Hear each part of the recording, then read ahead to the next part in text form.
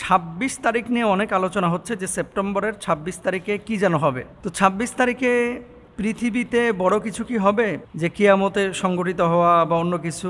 আমি শুনলাম, সে আবার লিখেছে যে আমি শুনলাম এই 26 তারিখে নাকি মানুষ কোটি কোটি টাকার মালিক হয়ে যাবে। এই ধরনের ইন ফিউচারের কোনো বিষয় বিশ্বাস করা জায়েজ আছে কি না? 26 তারিখ নিয়ে যে কথাটি আসছে, ফেসবুকে আমার চোখের সামনে পড়েছে, কিন্তু আমি এটা জানতাম না যে আসলে কেন এটা নিয়ে এত আলোচনা হচ্ছে। পরবর্তীতে ঘাটাঘাটি করলাম যে আসলে এমনটাই বলে থাকে যে 26 তারিখে পৃথিবী ধ্বংস হয়ে যাবে। তাহলে পৃথিবীর সেরা ভণ্ডামি হচ্ছে এই কথাটা। 2 নম্বর, যদি এমন কিছু বলে থাকে যে 26 তারিখে মানুষ কোটি কোটি টাকার মালিক হয়ে যাবে, এটাও ভণ্ডামি, মিথ্যা কথা। তাহলে কেন 26 তারিখ নিয়ে এত আলোচনা হচ্ছে? মূলত নেটিজেনরা এটা বেশি আলোচনা করতেছে।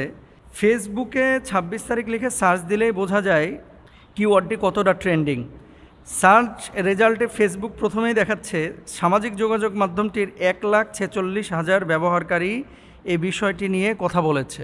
1,46,000 কোথা থেকে আসলো এটা? মূলত টেলিগ্রাম ভিত্তিক একটি গেমিং বট নিয়ে আলোচনা হয়েছে 26শে সেপ্টেম্বর। গেমিং বটটির নাম হচ্ছে হামস্টার কমব্যাট।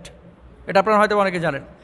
হামস্টার কমব্যাট নিয়ে মূলত এই 26 তারিখের ট্রেন্ডটা চালু হয়েছে। এটা আবার কি?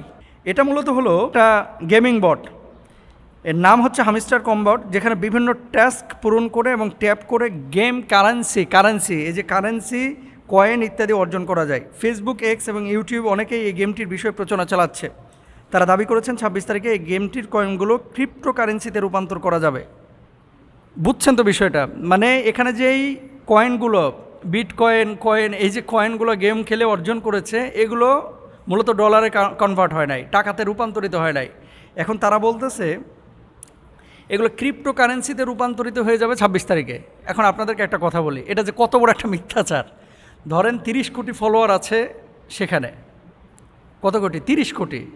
আচ্ছা, 30 কোটি ফলোয়ার সবাইকে যদি $2 করেও দেয়, তাহলে $60 কোটি লাগবে। কিন্তু $60 কোটি বাড়ি কোথায় আপনি জানেন? তার মানে কি, এই জামানায় একটা বিষয় কিন্তু এখন চলতেছে নেগেটিভ মার্কেটিং, বুঝছেন? একটা কৌতূহল জাগ্রত করে তৈরি করে পাবলিককে এরপরে আপনি গোবর খায় ফেলবে, এরকম একটা অবস্থা চলতেছে। মানে হাইপ তুলে দেন। একজন আলেম ধরেন বা একজন হুজুর, কি হয়েছে কয়, উনি রাত্রিবেলায় কোনো বাপ মার থেকে জন্ম নেয়নি, হঠাৎ মাটি ফেটে গেছে, মাটির ভিতর থেকে হুজুর জন্মে গেছে, হুজুর বাইরে হয়ে গেছে। বাংলাদেশের সমস্ত মিডিয়াগুলো, ইউটিউব চ্যানেলগুলো, ইসলামিক কন্টেন্ট যারা তৈরি করে, এই সমস্ত চ্যানেলগুলো এবার পরবর্তী দিন থাম্বেল করে দিল যে মাটি ফেটে বের হয়েছে হুজুর, কাঁপিয়ে দিল ব্রাহ্মণবাড়িয়া। আগামী বছরের শিডিউল মিজানুর রহমান আজহারের চাইতে বেশি হবে। কথা বুঝতে পেরেছেন? আমি যে কথাটা বলতে চাচ্ছি, এই জাতিকে নিয়ে অনেকে অনেকভাবে খেলাধুলা করতেছে। আর সোশ্যাল মাধ্যমে যেহেতু খুব সহজেই আপনি 30 কোটি মানুষ বা ফলোয়ার একসাথে পেয়ে যাচ্ছেন, তো খুব সহজেই কিন্তু অনেক কিছু আপনি একটা হাইপ তুলে মানুষের মধ্যে প্রচার করে সে তার মার্কেটিংটা করে ফেলতে পারে। এই 26 তারিখ নিয়ে যেমন আগ্রহ অনেকের জন্মায় যে কি আসলে হবে, গুগলে সার্চ করছে না যে 26 তারিখ আসলে কি হবে, তো সার্চ করার পরে কিন্তু ওই গেমের তথ্য সে পেয়ে গেছে। তার মানে এই গেমটা কি, এবার আমাকে একটু ঢুকে দেখতে হবে। যখন গেমটা কি ঢুকে দেখলো, দেখার পরে এবার বলতেছে আহা ভালোই তো লাগতেছে, একটু ক্লিক করে দেখি না, একটু খেলেই দেখি কি অবস্থা।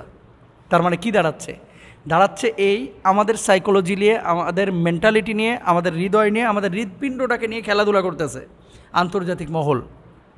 26 তারিখ ঘোড়ার ডিম পারবে, ঘোড়ার ডিম, কিচ্ছু হবে না, এগুলো বিশ্বাস করা যাবে না। ঘোড়ায় যেমন ডিম পারতে পারে না, 26 তারিখ এই ক্রিপ্টোকারেন্সি রূপান্তরিত হবে না, এই গেম থেকে কোটি কোটি টাকা পাবলিক ইনকামও করতে পারবে না। এগুলো হচ্ছে তরুণ সমাজকে বিভ্রান্ত করার একটা উল্লেখযোগ্য ওয়ে বা উপায় অবলম্বন করেছে এই সমস্ত পশ্চিমা বিশ্বের কিছু ছাগল। এগুলো বুঝতে হবে আমাদেরকে, এগুলো করা যাবে না। এবার আসেন, হুজুর যদি পায়াই যায় তাহলে ওটা খাইতে পারবো কি না? কী পাবেন আপনি? যদি পেয়েই যান আপনি খাইতে পারবেন কি না? না, পেয়ে গেলেও আপনি খাইতে পারবেন না। তাহলে কয়েন, ক্রিপ্টোকারেন্সি, এই সমস্ত বিষয়ে যে বিষয়গুলো আমাদের সামনে এসেছে, এগুলো অসত্য এবং এগুলো মিথ্যা। এগুলো নিয়ে মানে আলোচনা এবং শেয়ার এটা করা যাবে না। সমালোচনা করতে পারবেন, কারণ এটা খারাপ কাজ। আলোচনা এবং শেয়ার করা যাবে না এই সমস্ত বিষয়ে। 26 তারিখ কী হবে, 26 তারিখ কী হবে, ভাই পুরো একেবারে মানে এত আলোচনার প্রয়োজন নাই তো এখানে, এটা মিথ্যা কথা। তারপর আসেন, এই হামস্টার কমব্যাটের গেমাররা এই যে যারা গেম খেলতেছে বা যারা এই গেমগুলো তৈরি করতেছে, কোনো মুসলমান যদি এগুলো করে তাহলে এটা কি জায়েজ হবে? আমি শুরুতেই অন্য একটি লেকচারে বলেছিলাম যে খেলাধুলা বিশুদ্ধ হওয়ার জন্য ইসলামের শরিয়ায় কিন্তু কিছু বিষয় আছে, যে এই বিষয়গুলো যদি পাওয়া যায় তাহলে সেই খেলাটা যাবে। কোন খেলা? যেমন যেই খেলাধুলা মৌলিকভাবে বৈধ, তাতে নাজায়েজ কোনো বিষয় থাকতে পারবে না, যেমন প্রাণীর ছবি, অশ্লীল বিজ্ঞাপন ইত্যাদি। গেমিংয়ের মধ্যে কিছু মহিলার ছবি থাকে যারা শুধু অন্তর্বাস পরে থাকে, ছোট একটা ড্রেস কোড ইউজ করে। কিছু ছেলে থাকে শর্ট প্যান্ট পরে থাকে, কিছু ছেলে থাকে যাদের বডি খোলা থাকে, এবং প্রেজেন্টেশনটা এরকম হয় যেখানে একটা আবেদন থাকে। দেখা যাচ্ছে সে খেলতেছে কিন্তু মেন্টালিটিটা সে মেয়ের দিকে চলে গেছে, যে মেয়েরা কি এরকমই হয়, পেটগুলোরে চিকন করে ফেলায়, নিচের সাইডটাকে মোটা করে ফেলায়, বুকটার একেবারে এরকম হাইপ দেয়, এরকম একেবারে মোটা তাজা করে ফেলায়, মানে পাবলিক যাতে করে একটা আগ্রহ নিয়ে এই খেলাটাকে গ্রহণ করে। তো এই জিনিসগুলো থেকে আসলে বিরত থাকতে হবে। আল্লাহ তাআলা বোঝার তৌফিক দান করুন, আমিন। মোহতারাম, বর্তমান তরুণ প্রজন্ম এবং যুবকরা এবং মেয়েরাও, ছেলেরাও, ছোট বাচ্চা, আবাল এবং বৃদ্ধ এরকম অনেক আছে যারা বিভিন্ন ভিডিও গেমিংয়ে আসক্ত। ইসলামী শরিয়ায় এ ধরনের ভিডিও গেমস খেলা অনুমোদন করে কি না, খুব ইম্পর্ট্যান্ট বিষয়। পৃথিবীতে এখন শত বললে ভুল হবে, হাজার হাজার ভিডিও গেমস সোশ্যাল মাধ্যমে ছড়িয়ে পড়েছে, ইউটিউবে, বিভিন্ন অ্যাপ্লিকেশনে, ফেসবুকের মাধ্যমে, এবং এখান থেকে বিটকয়েনের কারেন্সির খেলা চলতেছে, টাকা উপার্জন অনেকে করতেছে, যদি এগুলো জায়েজ নেই। আপনাদেরকে একটা কথা বলি, যখন আমরা টেলিভিশন নিয়ে কথা বলি সে সময় পৃথিবী যে কোথায় চলে গেছে, এখন যুবকরা টেলিভিশনই দেখে না, এখন আরও আপডেট হয়ে গেছে, হাতে হাতে এখন সিনেমা হল চলে আসছে, হাতে হাতে কিন্তু আজে বাজে কাজকাম করার মতো অনেক উপাদান চলে এসেছে। যে সময় আমরা ইউটিউব, ফেসবুক নিয়ে কথা বলতেছি, ঠিক সেই সময় যুবকরা আরও আপডেট হয়ে ভিডিও গেমসের মধ্যে ঢুকে গেছে, একটা সত্তা তৈরি করে ফেলেছে, খালি রুহ দেওয়া বাকি। ভিডিও গেমস দেখেন, পাকিস্তানের দারুল উলুম করাচি, দারুল উলুম দেওবান ভারতের, এবং সৌদি আরব, মিশরের বড় বড় ইসলামিক স্কলাররা এই যে ওয়াল্লাযীনা হুম আনিল লাগুই মুরিদুন, এবং সূরা লুকমানের মধ্যে আল্লাহ তাআলা বলেছেন ওমিনান নাসি মাইয়াশতারি লাহওয়াল হাদিস লিইদুল আন সাবিলিল্লাহ, এই যে লাহওয়াল হাদিস আর আনিল লাগুই মুরিদুন, ওয়াল্লাযীনা হুম আনিল লাগুই মুরিদুন, এই দুইটা জিনিসের ব্যাখ্যা করতে গিয়ে, শব্দের ব্যাখ্যা করতে গিয়ে তারা স্পষ্টভাবে এটাকেও অন্তর্ভুক্ত করেছেন যখন তাদেরকে এই গেমিং নিয়ে প্রশ্ন করা হয়েছে, যে লাহওয়াল হাদিসের অন্তর্ভুক্ত এই ধরনের গেমগুলো কতগুলো মানে ক্ষতি দেখেন। এক নাম্বার হচ্ছে এই ভিডিও গেমসের মাধ্যমে আপনার সময় নষ্ট হচ্ছে, 2 নাম্বার হচ্ছে আল্লাহ থেকে আপনাকে বিমুখ করতেছে, 3 নাম্বার হচ্ছে এই সময়গুলো সম্পর্কে ওয়ান অমরিহি ফিমা আফনা, আপনার জীবনটাকে আপনি কোন পথে খরচ করেছেন আল্লাহর কাছে হিসাব দেওয়া লাগবে। তো আল্লাহর যখন জিজ্ঞেস করবে যে সেপ্টেম্বরের 26 তারিখ রাত 12টা থেকে 2টা পর্যন্ত তুমি কি করেছো, আল্লাহ ভিডিও গেমস খেলছি, আল্লাহ বলবে যে এই জন্য তো তোরা আমি দুনিয়াতে পাঠাই নাই, কি জবাব দেব? জবাব নাই। সময় নষ্ট, আল্লাহ থেকে বিমুখ হয়, উল্টাপাল্টা জিনিস গেমিংয়ের মাধ্যমে থেকে যায়। অনেক সময় মেয়েদের এমন ড্রেস আপ, গেট আপ দেওয়া হয়, বিভিন্ন গেমিংয়ের শত্রুদের একটা চরিত্র দেওয়া হয়, শয়তানের একটা চরিত্র দেওয়া হয়। এবং দেখেন, আপনাদেরকে আরেকটা বিষয় বলি, পাবজি, ফ্রি ফায়ার যে সমস্ত গেমগুলো আছে, এই গেমের পাশাপাশি আরও অনেক গেম এখন আবিষ্কার হয়েছে যেখানে ইলুমিনিটি, এই যে ইয়াহুদিদের এই সিমটমগুলোকে প্রকাশ করা হয়। তারপরে এই গেমিংগুলোর মাধ্যমে দেখবেন যে বিভিন্ন প্যাগোডা, মন্দির, তারপরে খ্রিস্টানদের গির্জা, এগুলোকে কিন্তু ইস্টাবলিশ করা হয়, এগুলোকে আপনার খুব বড় করে ফোকাস করা হয়।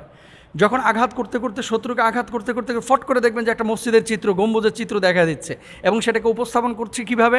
নেগেটিভলি, মুসলমানদের ব্যাপারে একটা কুধারণা। যেমন ইন্ডিয়ান সিনেমাগুলো, ভারতের হিন্দি সিনেমাগুলোই যত বড় বড় ভিলেন, দুবাই থেকে বড় বড় গোল্ডের ব্যবসা করে, ডায়মন্ডের, হীরার ব্যবসা করে, ক্রাইমিং করে, এই সমস্ত ভিলেনের চরিত্রগুলো দেওয়ার পরে এদেরকে কী করে পাঞ্জাবি পরায় অথবা জুব্বা পরায়, আর ঘাড়ে একটা লাল রুমাল ঝুলায় দেয়, অথচ হিন্দু, ও কিন্তু হিন্দু।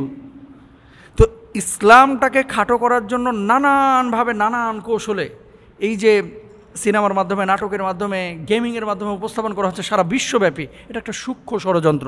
আরেকটা বিষয় বলি, যারা টেরোরিস্ট, দেখেন আমেরিকায় কি ছুরি দিয়ে মানুষকে মেরে ফেলা হয় না? অনেক সময় কিন্তু হয়, পশ্চিমা বিশ্বের অনেক দেশেই কিন্তু হয়। সেগুলো কিন্তু মিডিয়াগুলো ফোকাস করে না। গেমিংয়ের মাধ্যমে অনেক সময় মুসলমানদের চরিত্রগুলোকে এমনভাবে প্রকাশ করা হচ্ছে যে এরাই মূল টেরোরিস্ট, আর কেউ নাই, মানে খ্রিস্টান কেউ নেই, ইহুদি কেউ নাই, হিন্দু কেউ নাই, এরকম একটা প্রেজেন্টেশন চলে আসে। তারপরে শয়তানের চরিত্র, দাজ্জালের চরিত্র, এক চোখা শয়তান। তারপর আপনি যে ফায়ার করতেছেন, ফায়ার করতে করতে করতে করতে করতে নিজের মানসিকতা একটা মার কাট অবস্থা তৈরি হয়ে যায় এবং সাইকোলজিক্যাল একটা পরিবর্তন কিন্তু চলে আসে। এই জন্য আপনাদেরকে বলি, ভিডিও গেম, পাবজি বলেন, ফ্রি ফায়ার বলেন, এই ধরনের গেম সহ আরও আদার্স অন্য অন্য মানে অনেক গেম আছে, হাজার হাজার গেম আছে, এগুলো নিয়ে আলেমুলামা আসলে ওইরকম কথা বলে না। এখন কথা বলার সময় এসেছে। যুব সমাজ এটা এমন একটা পর্যায়ে চলে যাবে, যখন মানুষ খুন করতে আর দ্বিধাবোধ করবে না। কারণ সে তো সারাক্ষণ দিনে রাতে 12 ঘন্টা সে ফায়ার করছে গেমসের মাধ্যমে। তো যে যেটা নিয়ে আসলে ব্যস্ত থাকে, যে প্রেম নিয়ে ব্যস্ত থাকে সে প্রেম, যে আল্লাহর সাথে ব্যস্ত থাকে সে আল্লাহকে নিয়ে ব্যস্ত থাকে, মানে আল্লাহকে নিয়েই সারাদিন ভাবে, যে নবীকে নিয়ে ব্যস্ত থাকে, নবীর সুন্নাহ নিয়ে ব্যস্ত থাকে, সে নবীর সুন্নাহকে নিয়েই সারাক্ষণ কাজকর্ম করে। এটাই তো সাধারণত হয়ে থাকে। কারণ সারাক্ষণ যদি আপনি এই গেমের পেছনে থাকেন তাহলে আপনার মেন্টালিটিটা ওইরকম হয়ে যাবে, আল্লাহর কাছে কিন্তু জবাব দিতে পারবেন না। আর ভিডিও গেমস থেকে আপনারা যে সমস্ত টাকা পয়সাগুলো উপার্জন করেন,